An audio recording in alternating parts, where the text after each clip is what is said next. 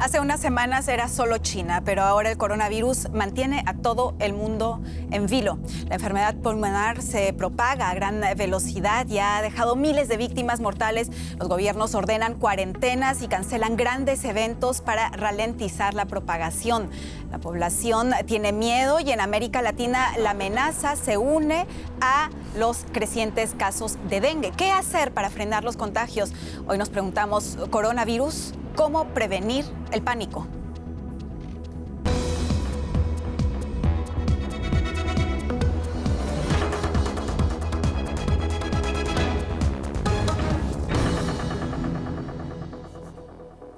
Mi nombre es Carolina Chimoy, muy bienvenidos desde nuestros estudios en Berlín. Permítanme presentarles a mis interesantes invitados el día de hoy, con quienes discutiremos sobre el coronavirus.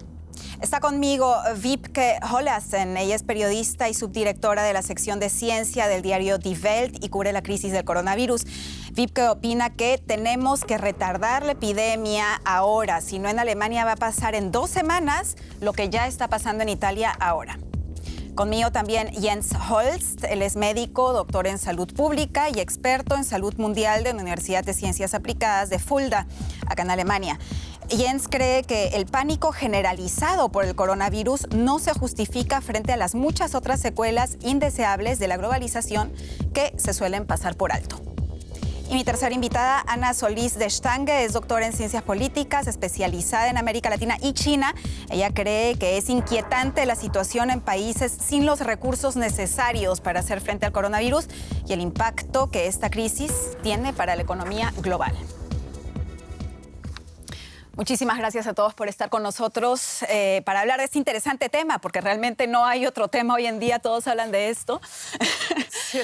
Wiebke, me gustaría empezar contigo. Tú dices, tenemos que retardar la epidemia ahora, si no en Alemania va a pasar en 2 semanas lo que está pasando en Italia ahora. Conciertos grandes, eventos cancelados, las primeras ciudades, incluso acá en Alemania, hayan cerrado escuelas y guarderías. ¿Es todo esto suficiente, Wiebke? Es muy difícil decir si es lo suficiente. Por el momento es bueno que en Alemania estamos empezando a tomar medidas y estamos empezando a tomar medidas cada día un poco más graves o más fuertes, porque realmente lo que todos tenemos que entender es que con este virus lo que estamos viendo es un crecimiento exponencial de los casos.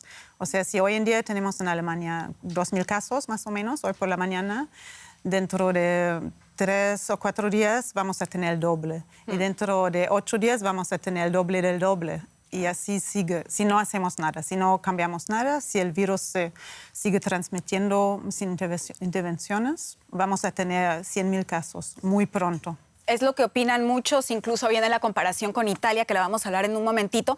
Pero antes, Jens, me gustaría preguntarte a ti, porque tu cita va precisamente a lo contrario. En realidad, tú dices, el pánico generalizado por el coronavirus no se justifica. ¿Crees que estamos exagerando?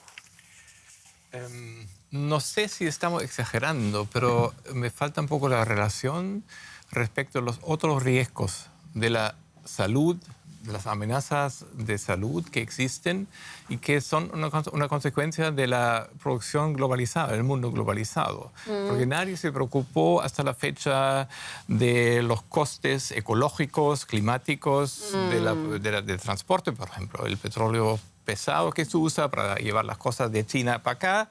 Lo que pasa es que se me ocurrió eso porque al principio el virus, la propagación del virus reflejó las vías de producción y las típicas consecuencias de la globalización, porque los primeros casos en Alemania, en Baviera, acontecieron en una fábrica donde se producen piezas para automóviles, sí. Que es una producción globalizada. Sí. Y el segundo enfoque estaba en cruceros, que la industria turística es muy importante y la industria crucera.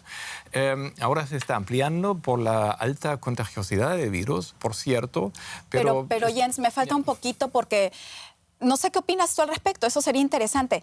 ¿Ha habido alguna vez una crisis como la que estamos viendo ahora con el coronavirus? O sea, ¿realmente se puede comparar algo con esto? No de la misma forma, pero se me ocurre una cosa que todos se acuerdan de la crisis de la epidemia del ébola. hace unos pocos años en el occidente de África. Y una cifra que todavía me hace reflexionar un poco críticamente respecto al pánico fue el hecho de que en plena crisis del ébola en los 3 países africanos, cada día murieron más personas de la tuberculosis que del ébola, que es un factor que hay que tomar en cuenta. Y lo que pasa es que todavía no queda muy claro si las personas, las víctimas fatales, mueren por causa del coronavirus o si mueren con el coronavirus, que es una cuestión compleja de hacer la diferencia porque afecta principalmente a personas que sufren de enfermedades crónicas severas, que ya están debilitadas en la defensa del organismo, que no, o sea, son casos trágicos de todas maneras, pero en muchos casos ahora se cuentan como víctimas del coronavirus, aunque hubieran fallecido probablemente o posiblemente de otras causas. Enfermedad. Entiendo. Ana, América Latina ha reportado, bueno, en comparación sobre todo a Asia y a Europa, relativamente pocos casos. Es inquietante la situación en países sin los recursos necesarios para hacer frente al coronavirus, dices tú. ¿Cuentas América Latina como una de esas regiones precisamente? Sí, porque efectivamente, siguiendo tu comentario, ¿no?, de que no necesariamente el virus es mortal si vemos los índices de mortalidad. Lo que puede ser realmente mortal, lo que puede ser realmente peligroso con esto es si los países si tienen los recursos, la asistencia hospitalaria necesaria para hacer frente a esto. Y si vemos realmente la infraestructura que hay en América Latina, en muchos países, y ahí sí tenemos que hacer algunas diferencias entre los países, pero muchos de ellos no tienen la infraestructura necesaria para hacer frente a esto. Entonces, si tenemos tal vez un índice de mortalidad de 0,5, de 1 en países, vos ves en otros que el índice de mortalidad es de 10 o tal vez de más. Y eso no se debe al virus en sí, sino en cuán preparados están esos países para hacerle frente.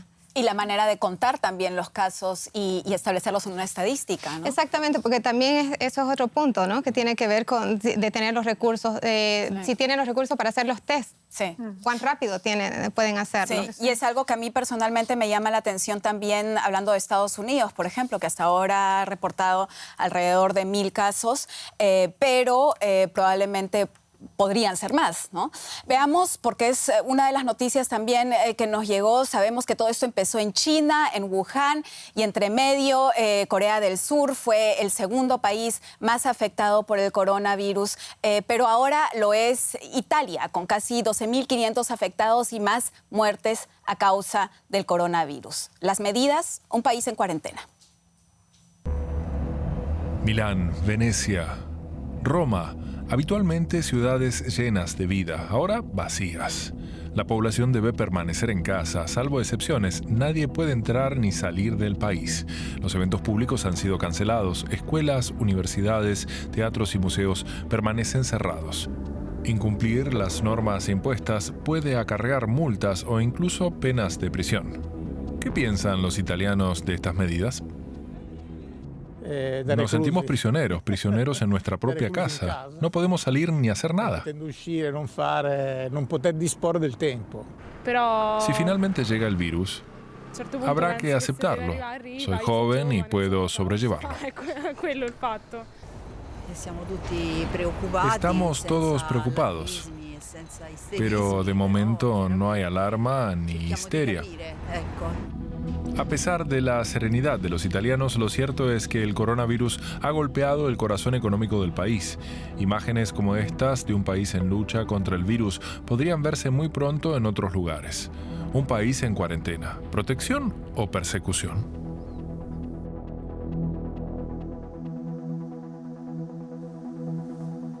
Un país en cuarentena, lo escuchamos también de conocidos, de amigos durante nuestras conexiones en los noticieros. Un país que ahora mismo está realmente desolado. Parece un país fantasma también por las imágenes que vemos. ¿Crees, Jens, que están exagerando con todas estas medidas? No quiero decir que estén exagerando, sería un poco prepotente decir eso, porque la situación está allí, la amenaza existe de contagio y están tomando las medidas que consideran necesarias para limitar o frenar la propagación. Entonces, eso se puede evaluar solamente después, si estaba exagerado o no. Por el momento parece adecuado, de acuerdo a mi opinión. Pero al mismo tiempo a mí me sorprende el enfoque que se da siempre en la economía, ¿no? O sea, mucha gente, muchos comentadores parecen estar mucho más preocupados por la economía, con el impacto en la economía, que en la propagación misma y la infección de las personas. Sí, que es una especie de ventaja, estrategia del coronavirus, porque afecta directamente a la economía, por eso se lo toma mucho más serio, más en serio, que un virus como otra enfermedad que solamente afecta a las personas marginalizadas, como la tuberculosis, me repito, y ébola, que queda una parte menos privilegiada del mundo. Sí. La parte económica, de hecho, es un punto súper importante, lo vamos a hablar también en un momento. Si me permiten, me gustaría concentrarme un poquito en Italia, porque es un país con el cual se compara mucho a Alemania, ¿no? Se dice hay que tomar medidas ahora justamente para no llegar al estado en el que está Italia, con más de 800 muertes debido al coronavirus, considerando lo que dijo Jens, que no necesariamente tiene que ser por el coronavirus. Incluso dicen que Alemania está 9 días atrás de Italia. Vibke, ¿todo esto es realista o es una comparación difícil? Sí. Es un poco difícil decir cuántos días atrás estamos. Puede ser que estamos un poco más atrás, porque parece muy probable que Italia no se dio cuenta del brote en el momento en que empezó en su país. Parece que se dieron cuenta en el momento en que muchas personas llegaron a los hospitales y ya estaban muy mal de salud, ya se estaban muriendo. Todavía no estamos ahí. En Alemania han fallecido 4 personas hasta hoy en día. Y esto indica que no estamos tan avanzados en la epidemia como Italia hace 9 días, porque creo que hace 9 días ya habían muerto mucho más personas en Italia. Porque tenemos que entender que el virus es exactamente el mismo virus en Italia y aquí. O sea, en Italia no mata más gente porque es un peor virus o una versión como más fatal o algo así, ¿no? Es igual de contagioso en Italia, es igual de peligroso en Italia, ¿no? Pero sí, yo creo que las medidas que está tomando Italia no me parecen así exageradas, porque si miramos al norte de Italia, la zona más afectada, y a los hospitales en el norte de Italia, es una zona de crisis, o algunos médicos de esos hospitales dicen es una zona de guerra. O sea, no tenemos espacio en los hospitales, no tenemos ventiladores para poner a la gente que lo necesitan, no les podemos dar oxígeno, no a todos lo que podrían en este momento quizás mejorar con oxígeno, y ya no hay lugar para, y eso tenemos que evitar aquí. O sea, si... ¿Estaría Alemania preparada para algo así? Esa es la gran pregunta. Yo espero que un poco mejor preparada que Italia. Aquí sí tenemos muchos hospitales, tenemos muchas camas en hospitales, pero no sé. Sí. Yo creo que se están tomando ciertas decisiones políticas. La idea es claro, el virus no lo puedes desaparecer. El virus y realmente el número de infectados va a aumentar. Eso hasta se ha dado, Merkel, la cifra, me parece sí un poco más máxima de lo que podría enfermarse, de entre entonces, 60 y 70%. ¿cuál es con este tipo de medidas? La meta es, entonces, realmente no colapsar el sistema hospitalario, el sistema médico. Entonces, la meta es realmente retrasar lo más posible los contagios. Pero eso hablan de 1 año, 2 años, probablemente Jens nos va a poder aclarar más esto sobre cómo van los contagios, pero la decisión política es de ir retrasándolo, de modo que no haya colapso del sistema. ¿Tiene esto sentido, ganar tiempo para que no colapse? Sí, tiene mucho sentido, porque estamos enfrentando una situación aquí también en el sector hospitalario que ya no está tan preparado como hace unas décadas atrás por las medidas, las reformas que se implementaron. Hoy en día los hospitales reciben plata a través de tratamiento de pacientes o casos, pero no hay ningún incentivo para ellos de crear reservas, de prepararse a ese tipo de situaciones, de crisis. Por eso las reservas que se mantienen para tratar a los pocos pacientes muy graves, muy severos, son limitados. Y las camas en cuidados intensivos están ocupados por pacientes, digamos, normales. Claro. Y encima de ellos vienen ahora algunos pocos, me repito, con infecciones severas que necesiten, por ejemplo, ventilación mecánica, algo así.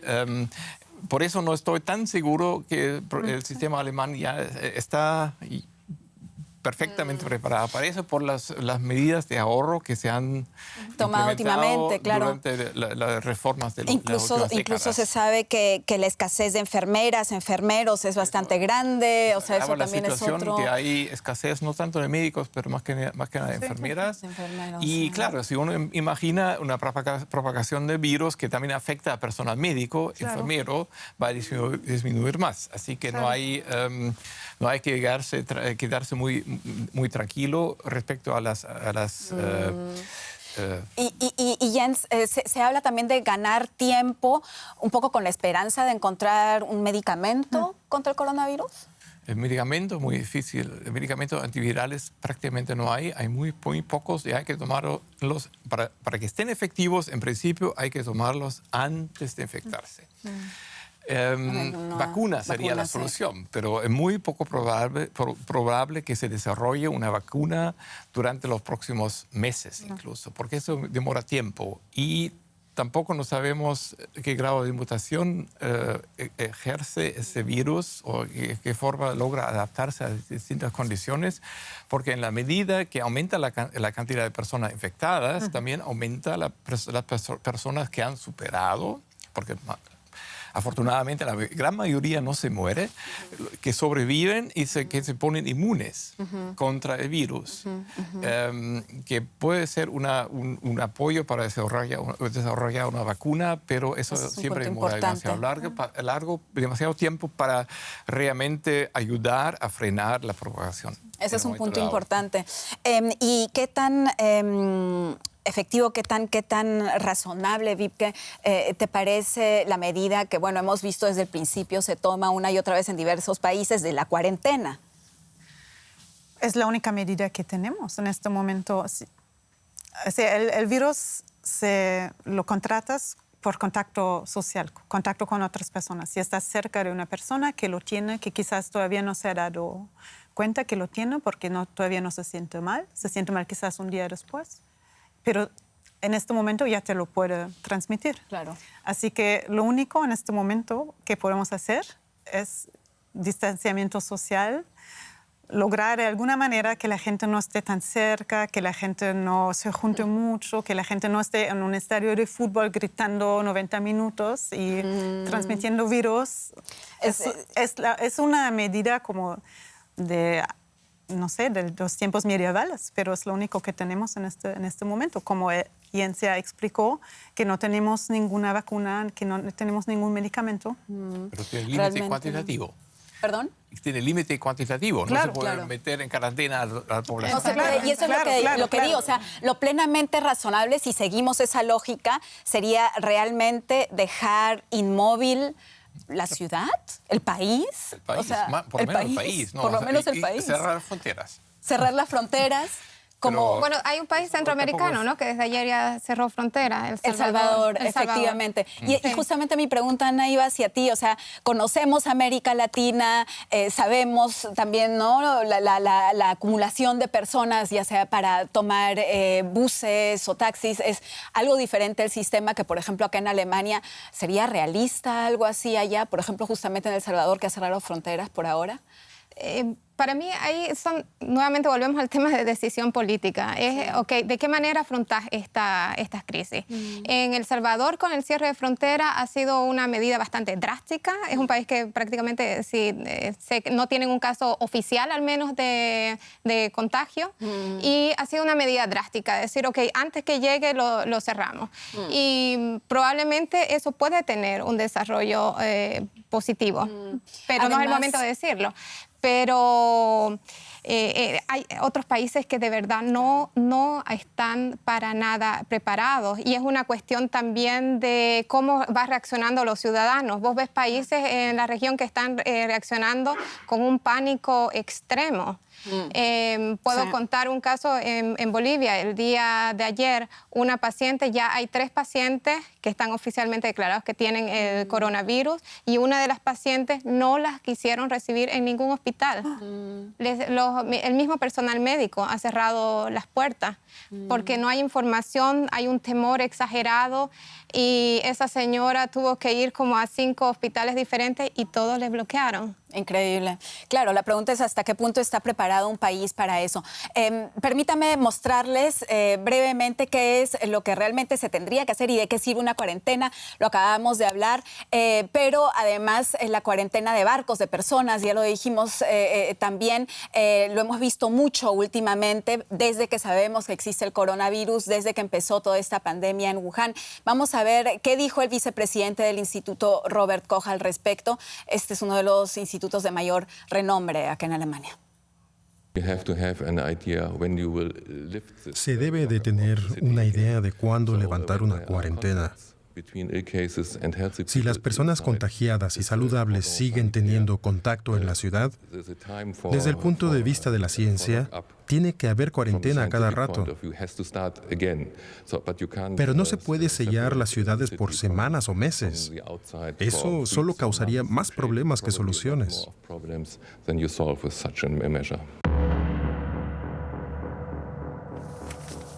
Ana, lo hablábamos recién y lo acabamos de escuchar también, una cuarentena es una de las pocas opciones que hay. ¿Qué opción se vería, aparte de eso, también sobre todo en América Latina? Porque el cerrar fronteras afecta también las relaciones internacionales. Ya, exactamente. O sea, si lo vemos en el tiempo, claro, no es sostenible mantenerte totalmente en cuarentena y cerrar los países.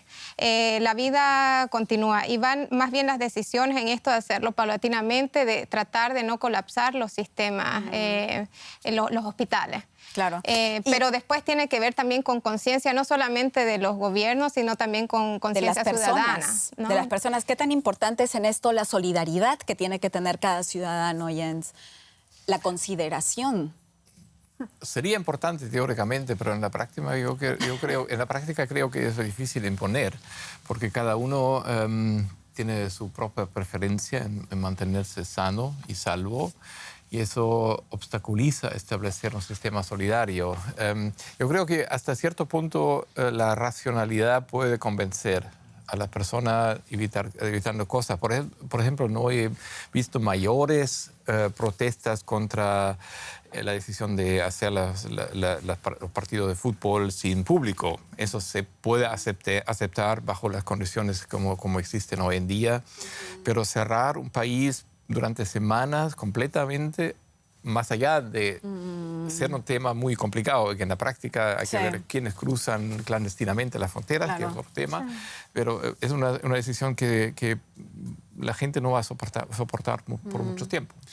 Wiebke, tú también eres periodista, también uno de los puntos que se han hablado es que los periodistas, por favor, no tiendan a contribuir a que surja un pánico de esto. ¿Cuál es el punto que tenemos que encontrar en, por un lado, hacer notar lo importante que es la solidaridad de cada ciudadano y, por otro, no asustar demasiado viendo las cifras que, como tú bien dijiste, suben cada día?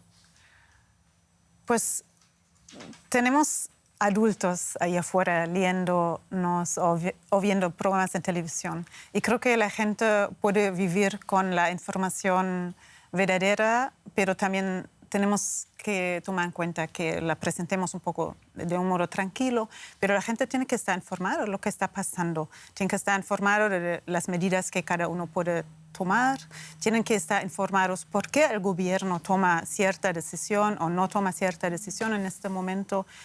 Creo que la gente aquí en Alemania, por lo menos, puede vivir con la verdad, puede vivir con la información. También puede vivir con la información de que que algunas cosas todavía no las sabemos, ¿no? Que es una información también importante. Claro. Decía la gente, no sabemos qué va a pasar, no sabemos algunas cosas todavía sobre este virus, no sabemos exactamente qué tan fatal puede ser. Pero la gente tiene que estar informada de lo que sabemos y lo que no sabemos en este momento. Definitivamente hay mucha incertidumbre. De hecho, hoy en la mañana salió también el reportaje de una persona que ha sido contagiada acá en Alemania, que le dijeron que sí es positivo en coronavirus y que espere una llamada del Ministerio de Salud, creo efectivamente, que hasta ahora no ha llegado. O sea, no. ¿Cuál es el proceso que se sigue después de que a una persona se le dice, sí, estás infectada? ¿Qué sigue después? Pues en este momento todo es nuevo también. Estamos aprendiendo y también la política está aprendiendo y todo el mundo aquí en Alemania, la sociedad está aprendiendo a tratar con esa situación. Lo que normalmente sigue es que dices a la persona que si no está muy mal de salud, si está muy mal, va al hospital. Si no está muy mal, pero contagió el virus, que se tiene que aislar en casa, que se tiene que quedar en casa hasta que mejore o hasta que algún nuevo test resulte negativo, ¿no? Sí, pero yo creo que no estamos...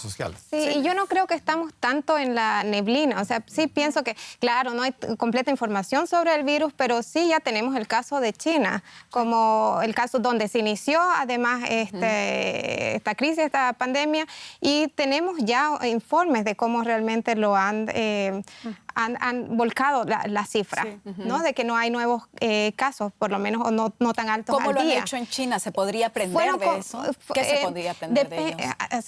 Ahí estamos en un régimen también político diferente, ¿no? Donde realmente podés tomar medidas realmente de cerrar una ciudad con millones de habitantes, que además tienen los recursos para hacerlo, donde la gente se puede quedar en su casa y sabe que va a seguir comiendo y después que va a volver a su trabajo.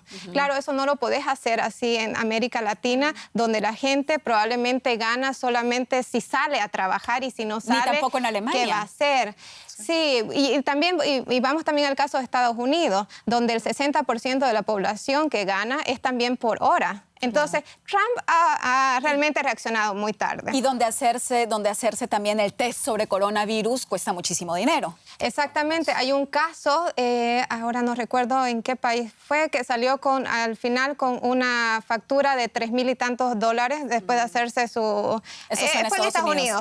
Ajá, claro. Eso es en Estados Unidos. Que haber sido en Estados Unidos. No queda otra. Pero digo, también está, bueno, el caso de China. Tenemos el caso de Taiwán. Claro, también. Que ahí, con medidas claras de parte del gobierno y de la población, no han tenido mayores problemas. Vietnam también. Sur de Corea es diferente. Sí. ¿No? Entonces, depende de realmente una coordinación y claro, ya que va a llegar, porque va a llegar. Y tenemos estos casos en Latinoamérica, realmente de empezar a mirar los reportes y qué ha pasado en los otros países para tomar medidas. Sí.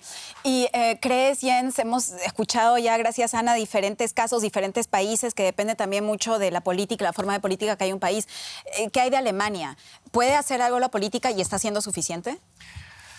Puede hacer mucho, sin duda alguna, por cierto, pero la situación en Alemania es un poco más complicada comparada con China porque no tenemos un régimen tan estructurado entre que no comillas, puede imponer medidas tan drásticas tan fácilmente. Además, estamos enfrentando un sistema federalista con distintos actores que tienen que... Y el mismo sistema de salud está compuesto por distintos actores. Exacto. Ese es un punto importante. Que tienen que actuar conjuntamente. O sea, el sector de atención ambulatoria está completamente separado del sector hospitalario.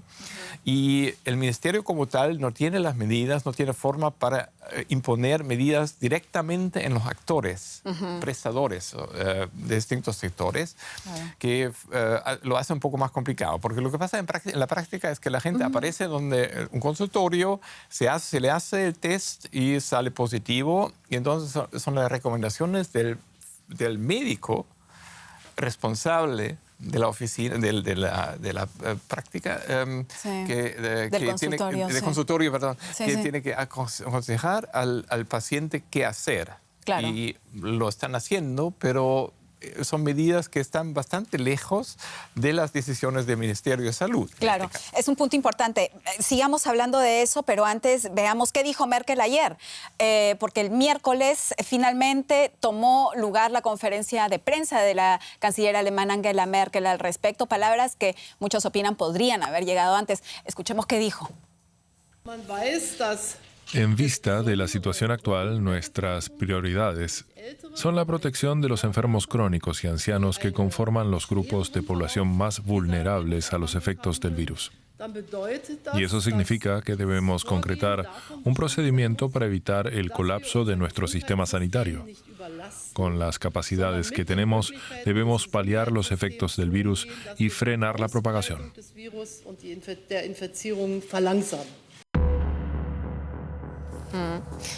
Wiebke, bueno, sabemos que hubo esas críticas. ¿Tú qué opinas? ¿Podría haber reaccionado antes Angela Merkel? Sus palabras realmente se hicieron esperar, ¿no?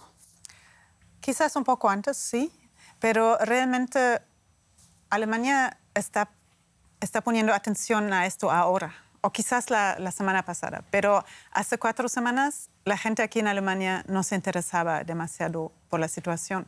Aunque Merkel, que es una mujer científica, que ella entiende muy bien lo que está pasando y lo explicó muy bien ayer en su conferencia de prensa, seguramente ya estaba viendo lo que va a pasar también en Alemania, pero también tienes que encontrar el momento en que la población está de verdad poniendo atención. Quizás sí, un par de días antes, a mí me hubiera gustado que ella hable un par de días antes, pero... Y hablando del punto que mencionaba Jens, que en Alemania tenemos el caso de diferentes estados federados, ¿no podría ser eso incluso una ventaja en vista a que cada Bundesland se preocupa primero de su Bundesland y por ser más pequeño puede tomar medidas concretamente y rápidamente y reaccionar? Yo creo que no en esa situación, porque al virus no le importa en qué estado de Alemania está o está cruzando fronteras entre los estados muy rápidamente. Pero, por ejemplo, hoy en Halle se cerraron las primeras escuelas, se ha dicho que se van a cerrar las primeras escuelas, las primeras guarderías, no así en las ciudades vecinas. ¿Tiene sentido entonces o tendría que ser todo centralizado? Realmente no conozco la situación en Halle. Ayer no vi que había muchos casos en la ciudad de Halle, así que yo no entiendo por qué lo están tomando esa medida en este momento. En la ciudad de Berlín, que tiene un gran número de casos, todavía no llegamos a esa decisión, así que yo entiendo, esa decisión se ha tomado en la zona más afectada, en Nordrhein-Westfalen, que tenemos una zona muy, muy afectada por el virus. Las escuelas están cerradas, está completamente lógico hacerlo ahí. En Halle, de verdad, no lo entiendo muy bien, pero quizás han tenido muchos casos anoche que no conozco todavía. Y en Berlín dice Wiebke que se deberían tomar medidas aún más drásticas. ¿Tú piensas que estamos todavía demasiado relajados en la capital alemana? Yo no sé si estamos demasiado relajados. Yo creo que todavía hay que ver un poco lo que pasa en el futuro, pero para ser consecuente no alcanza con cerrar las escuelas, los colegios y las universidades. Hay que cerrar el transporte público también, porque andando en metro, normalmente durante las horas peak hay mucha gente viajando, entonces hay un alto riesgo de contagio. Entonces la pregunta es siempre hasta qué nivel se quiere bajar la actividad de todos los terrenos de una ciudad. Pero eso te muestra, ¿no? Que lo quieren hacer simplemente, que quieren hacer más lento los contagios, pero no necesariamente parar completamente los contagios. Porque eso también tendría efectos económicos. Con las escuelas cerradas no tienes hora peak el metro no está tan lleno, así que tiene algún efecto. Puede tener algún efecto, pero no sabemos, tenemos que ver lo que está pasando en Italia ahora. Vamos a ver, el virus necesita como entre 5 y 14 días quizás para mostrarse en otra persona. Vamos a ver qué pasa en Italia 1 o 2 semanas después de esas medidas que han tomado ahora. Sí. Vamos a ver. Y estas medidas, claro, porque hay diferentes niveles, ¿no? Una de las consecuencias a nivel micro, por decirlo de alguna manera, que es que no se propague el contagio, pero también la política tiene que considerar considerar las consecuencias macro, que son las relaciones internacionales, las consecuencias económicas. Claro. Y una de las cosas que también sucedió hace no mucho rato fue la declaración de Trump de anular por completo todo tipo de visita, de viaje, de personas, incluso en la parte de comercio, que lleguen a Estados Unidos. Vamos a escuchar, por favor, qué es exactamente lo que dijo y sobre todo cómo reaccionó la Unión Europea, porque ellos reaccionaron inmediatamente diciendo que esto no había sido apalabrado antes. Veamos, por favor. El presidente de Estados Unidos dijo al respecto que esta medida se tomaba para evitar que ingresen nuevos casos de coronavirus y aseguró que suspendería todos los viajes de Europa a Estados Unidos durante los próximos 30 días. La nueva norma entrará en vigor el viernes a medianoche. Esta medida, según Trump, afectará también al comercio y otros sectores por verse.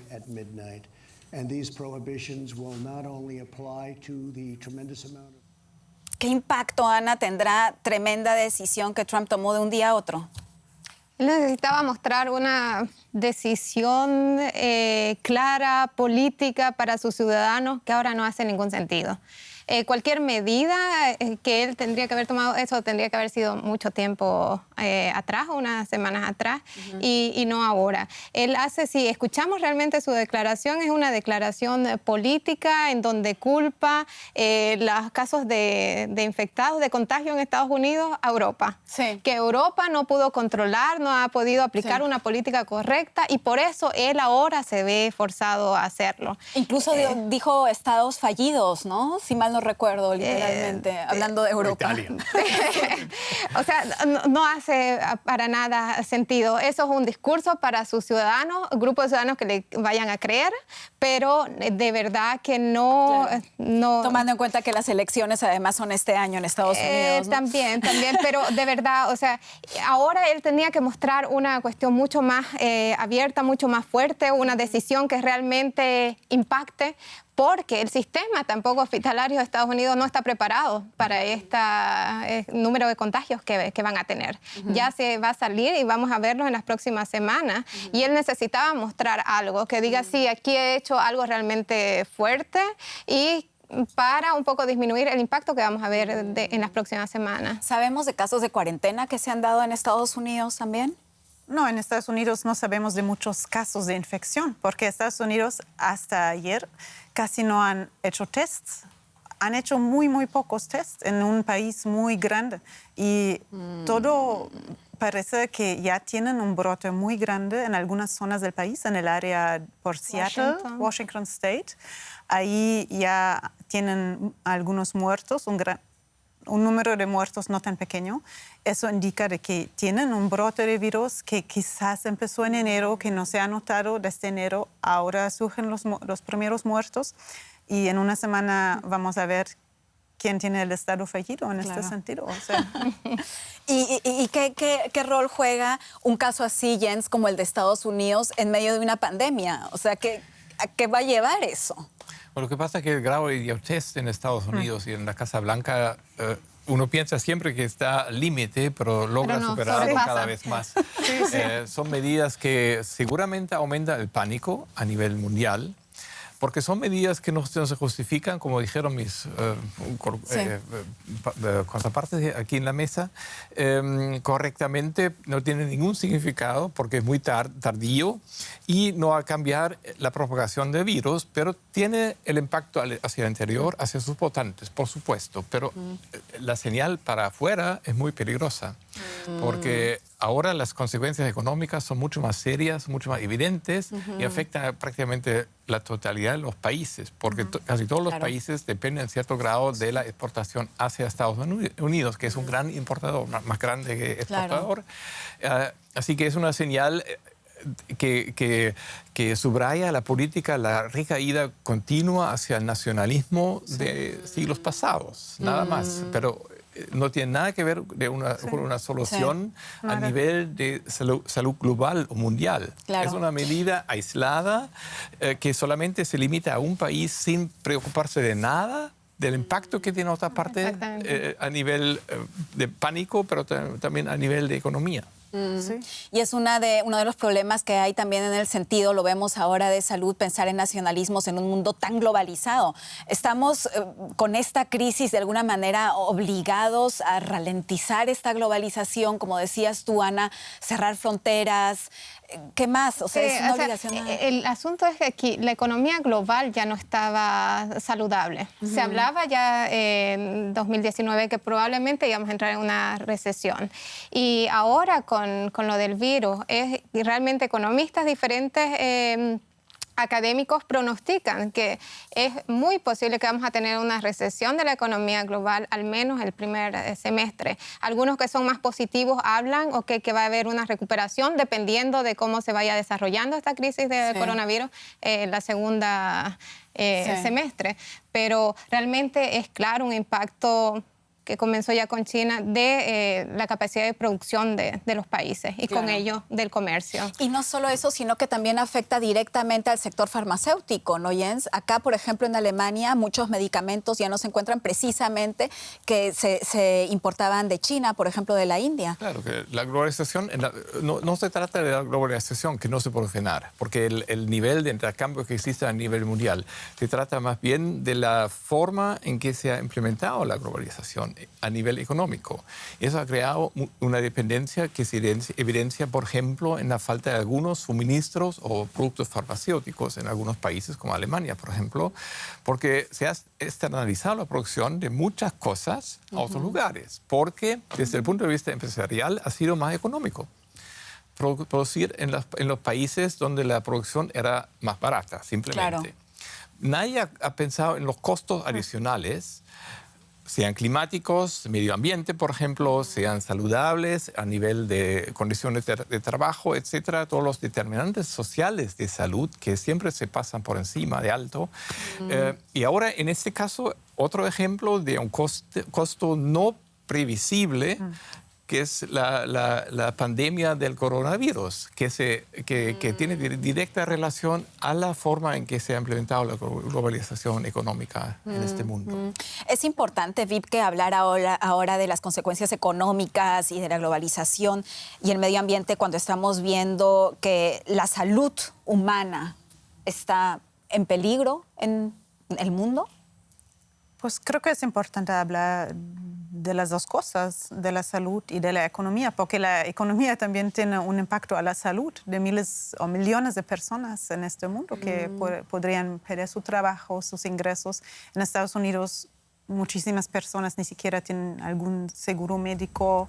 Si además pierden su trabajo, la crisis va a ser mucho más grande. Tenemos que hablar de las dos cosas. Exactamente. Al fin y al cabo, eso afecta a las personas, ¿no? Sí, pero hay que hablar de las condiciones de trabajo de los que tienen Se nos trabajo. acabó el tiempo. Sí. Muchísimas gracias. Vamos a seguir hablando off the record. Si tienen preguntas, por favor, déjennosla llegar. Muchísimas gracias desde Berlín. Adiós. Y gracias a ustedes. Gracias. Como siempre falta, ¿no?